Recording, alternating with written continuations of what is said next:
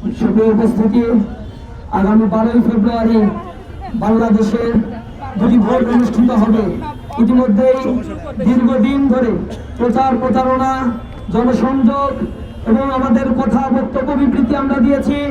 জুলাই বিপ্লব পরবর্তী নতুন একটি বাংলাদেশ গড়ার স্বপ্নে আমরা বিভোর হয়ে আছি। এই বাংলাদেশ হবে চাঁদাবাজ মুক্ত একটি বাংলাদেশ, এই বাংলাদেশ হবে ধর্ষক মুক্ত একটি বাংলাদেশ, এই বাংলাদেশ হবে ঋণ খেলাপি মুক্ত একটি Bangladesh.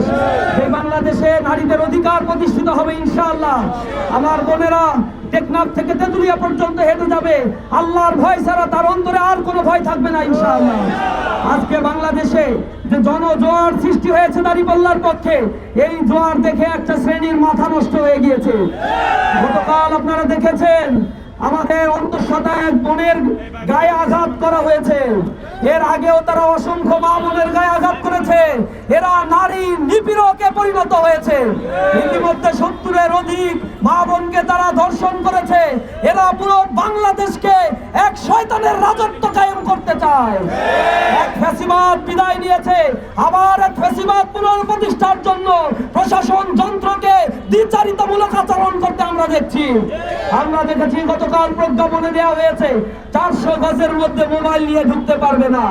Presiding officer, polling agent কোন ভোটার মোবাইল নিয়ে যেতে পারবে না। এর মানে একটি আবার দেওয়া হচ্ছে, ভোট কেন্দ্রে কারচুপির এক নীল নকশা প্রণয়ন করা হচ্ছে। যদি সেটা হয়, আমরা ইসিকে স্পষ্টভাবে বলে দিচ্ছি, এই ইলেকশন যদি তালবাহানা করা হয়, আর 8 জুলাই নেমে আসবে ইনশাআল্লাহ।